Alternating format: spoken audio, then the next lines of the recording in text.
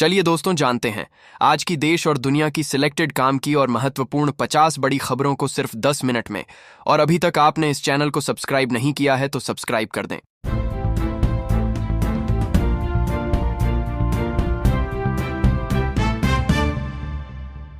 दिल्ली में आज बारिश का अलर्ट। दिल्ली में कड़ाके की ठंड के बीच बारिश होने के आसार है। मौसम विभाग के अनुसार 19 और 21 जनवरी की रात बारिश होने की संभावना है। साथ ही 20 से 30 किलोमीटर प्रति घंटे की स्पीड में हवाएं चलेंगी। 23 जनवरी को भी बारिश की संभावना है। इस हफ्ते दिल्ली एनसीआर में सुबह के वक्त कोहरा भी देखा जाएगा। रविवार की सुबह कई जगहों पर हल्का कोहरा और कुछ जगहों पर घना कोहरा देखा गया। सोमवार को कोहरा के लिए येलो अलर्ट है।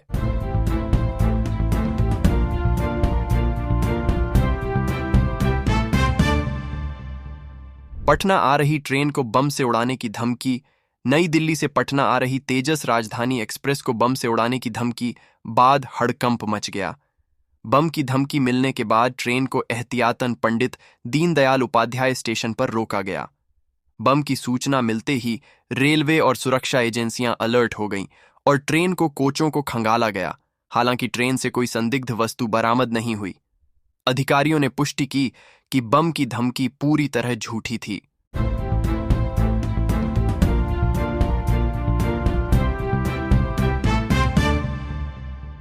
फैक्ट्री बंद होने से 300 मजदूर बेरोजगार। बिहार में 20 दिन से बंद पड़े इथेनॉल फैक्ट्री से 300 मजदूर बेरोजगार हो गए हैं। केंद्र सरकार की नई इथेनॉल पॉलिसी का असर स्थानीय उद्योग और मजदूरों पर पड़ा है। मजदूरों का कहना है कि एक तरफ सरकार बिहार से पलायन रोकने की बात करती है, वहीं दूसरी तरफ ऐसी नीतियां लाई जा रही हैं जिनसे यहां चल रहे उद्योग बंद हो जाएं। इसका सबसे ज्यादा असर दिहाड़ी मजदूरों पर पड़ा है, जो लोडिंग अनलोडिंग कामों पर निर्भर थे।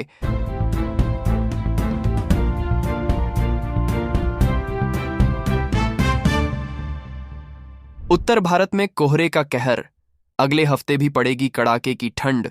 उत्तर भारत में भीषण ठंड और कोहरे का कहर जारी है। आज मौसम मुख्य रूप से ठंडा और कोहरे से प्रभावित रहेगा। हालांकि शीतलहर की तीव्रता में कुछ कमी आएगी। उत्तर पश्चिम भारत में अगले एक सप्ताह के दौरान शीतलहर की संभावना नहीं है, लेकिन घना कोहरा और ठंड जारी रहेगी। कुछ इलाकों में हल्की बारिश बर्फबारी की संभावना भी है। बीते दिन यूपी में 40 से अधिक वाहनों की टक्कर हुई, जिसमें 7 लोगों की मौत हो गई।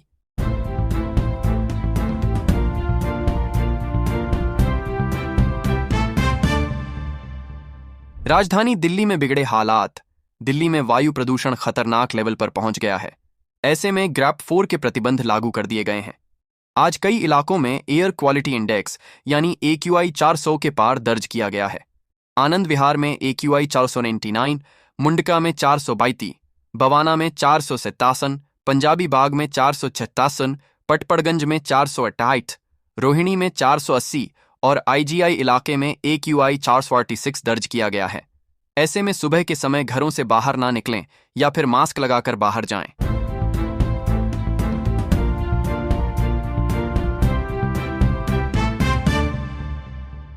दिल्ली में खतरनाक प्रदूषण। गुरुग्राम में प्रदूषण एक बार फिर खतरनाक लेवल पर पहुंच गया है। रविवार सुबह 9 बजे के करीब AQI 417 दर्ज किया गया, जो गंभीर श्रेणी में आता है। प्रदूषण का यह स्तर स्वास्थ्य के लिए बेहद हानिकारक है। ऐसे में बच्चों, बुजुर्गों और सांस के रोगियों को सावधान रहना होगा।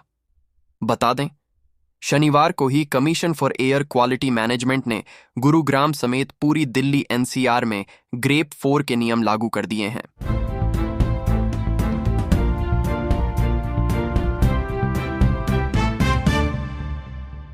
गणतंत्र दिवस पर दिल्ली बंद।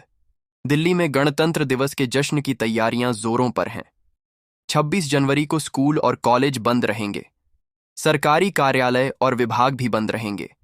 बैंक बंद रहेंगे और ज्यादातर डाकघर भी बंद रहेंगे। पब्लिक ट्रांसपोर्ट चालू रहेगा और शहर भर में बसें और टैक्सी सर्विस भी सामान्य रूप से संचालित होंगी। दिल्ली मेट्रो की सेवाएं भी नियमित रूप से चलने की उम्मीद है। पिछले साल सुबह 3 बजे से ही मेट्रो सेवा शुरू हो गई थी।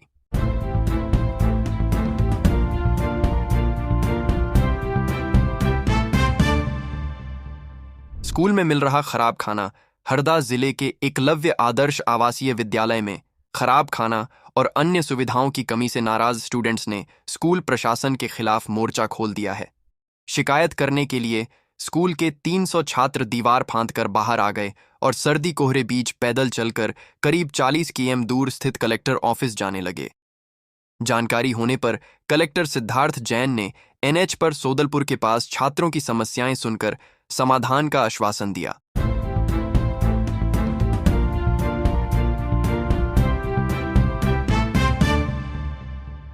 राहुल गांधी माफी मांगे और अपने एमएलए को हटाए, कांग्रेस नेता फूल सिंह बरैया के बयान पर सीएम मोहन यादव ने प्रतिक्रिया दी है। सीएम ने कहा, कांग्रेस के लोग सदैव माताओं बहनों का अपमान करते हैं। मैं मानकर चलता हूं कि कांग्रेस के विधायक ने गलत बात कही है। इसके लिए राहुल गांधी को माफी मांगनी चाहिए और उन्हें अपने विधायक को बाहर करना चाहिए।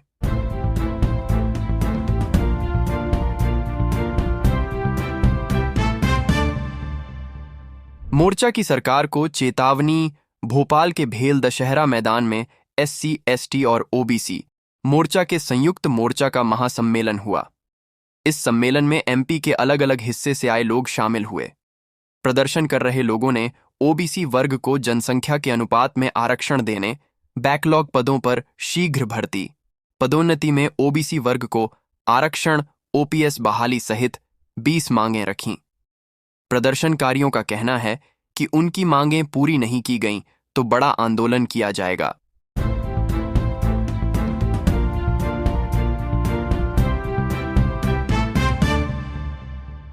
बीस लोगों को कार ने उड़ाया, 2 की मौत।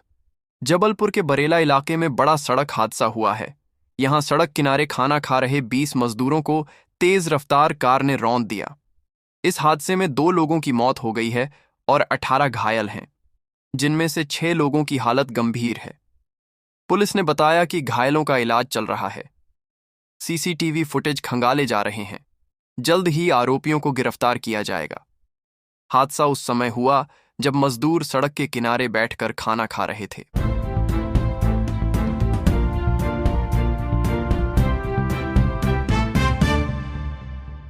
शंकराचार्य ने सरकार पर लगाए गंभीर आरोप। शंकराचार्य अविमुक्तेश्वरानंद ने कहा, प्रशासन ने मना किया और हम रुक गए।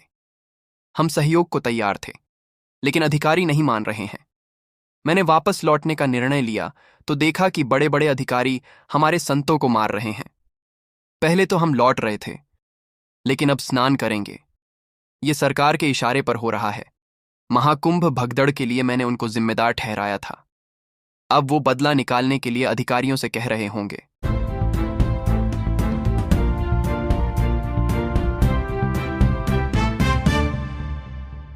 भारत विकसित हो रहा है।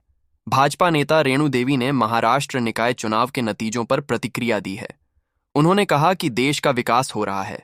जनता को पता है कि प्रधानमंत्री मोदी महायुति की सरकार वहां अच्छा काम कर रही है। इसका परिणाम युवा देख रहा है कि भारत मजबूत हो रहा है, विकसित भारत बन रहा है। हम महाराष्ट्र की जनता को साधुवाद, धन्यवाद देते हैं। जनता काम करने वाली सरकार चाहती है।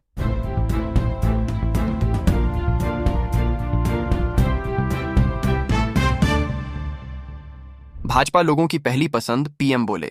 पीएम मोदी ने आज असम के कलियाबोर में RS6 997 करोड़ के काजीरंगा एलिवेटेड कॉरिडोर की आधारशिला रखी।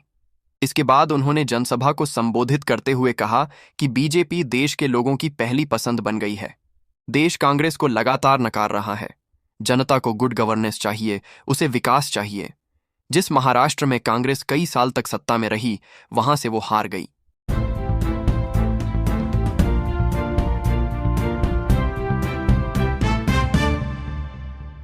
नौकरी कर रहे बिहार के लोगों को तोहफा। नीतीश सरकार ने दूसरे राज्यों में नौकरी कर रहे बिहार के लोगों को बड़ी सौगात दी है। सरकार होली के त्योहार पर ऐसे लोगों के लिए 200 फेस्टिवल बसें चलाएगी। इन बसों के संचालन से दूसरे स्थानों पर नौकरी कर रहे लोग आसानी से त्योहार पर घर आ सकेंगे। BSRTC के अनुसार यह बसें 15 फरवरी से 15 मार्च 2026 तक दिल्ली, पंजाब, हरियाणा, यूपी, पान बंगाल व झारखंड के प्रमुख रूटों पर चलेंगी।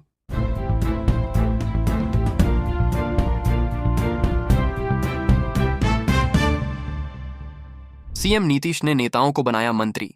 सम्राट चौधरी, विजय कुमार सिन्हा, विजय कुमार चौधरी, विजेंद्र प्रसाद यादव, श्रवण कुमार, मंगल पांडे, डॉ.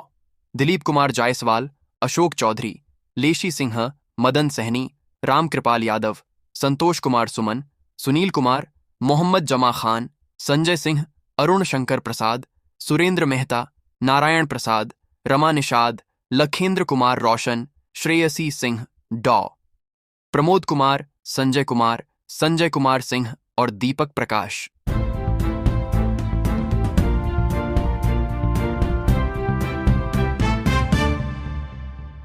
26 जनवरी से पहले बड़े हमले की साजिश। 26 जनवरी से पहले इंटेलिजेंस एजेंसियों ने अलर्ट जारी किया है। सूत्रों के अनुसार खालिस्तानी बांग्लादेशी आतंकवादी संगठन दिल्ली, हरियाणा, यूपी और राजस्थान को निशाना बनाने की कोशिश कर सकते हैं। पंजाब के गैंगस्टर विदेश से काम कर रहे खालिस्तानी व कट्टरपंथी हैंडलर्स के लिए काम कर रहे हैं। ये कथित तौर पर अपने एजेंडा को आगे बढ़ाने और अंदरूनी सुरक्षा को बिगाड़ने के लिए क्रिमिनल नेटवर्क का इस्तेमाल कर रहे हैं।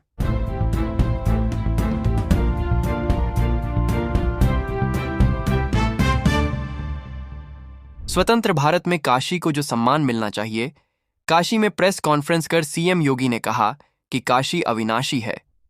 काशी के प्रति हर भारतवासी अपार श्रद्धा का भाव रखता है, लेकिन स्वतंत्र भारत में काशी को जो सम्मान मिलना चाहिए था, उस समग्र विकास के कार्यक्रम को वो महत्व नहीं मिला जो आज़ादी के तत्काल बाद प्राप्त होना चाहिए था। पिछले 11-5 साल के अंदर काशी एक बार फिर से अपने आध्यात्मिक और सांस्कृतिक विरासत का संरक्षण करते हुए उनका संवर्धन भी कर रहा है।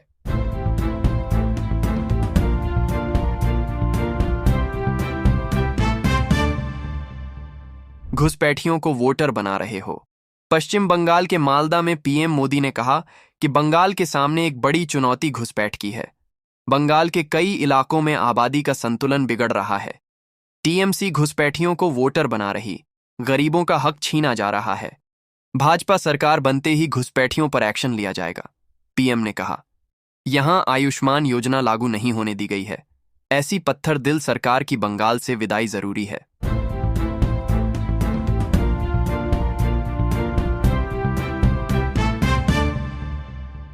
आज किसानों को मिली बड़ी राहत। यूपी के किसानों के लिए गेहूं की बिक्री को लेकर राहत भरी खबर है। एग मार्केट से प्राप्त आंकड़ों के अनुसार आज राज्य की प्रमुख कृषि उपज मंडियों में गेहूं के भाव संतोषजनक स्तर पर बने हुए हैं। अधिकांश मंडियों में किसानों को 2400 रुपये से 2450 रुपये प्रति क्विंटल के बीच दाम मिल रहे हैं। कहीं आवक अधिक रहने से भाव स्थिर दिखे तो कई जिलों में सीमित आवक के चलते बेहतर रेट दर्ज किए गए।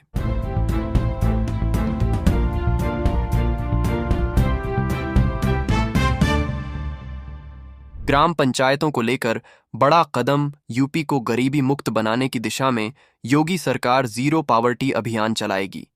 इसके तहत यूपी के यूनिवर्सिटी और कॉलेजों को जोड़ने पर विचार किया जा रहा है। इसके लिए यूनिवर्सिटी और कॉलेज से MOU साइन किया गया। इस अभियान के तहत चिन्हित निर्धन परिवारों के सर्वांगीण विकास के लिए 10 से 15 ग्राम पंचायतों को गोद लेंगे। इसकी शुरुआत पायलट प्रोजेक्ट के तहत सबसे पहले राजधानी लखनऊ से होगी।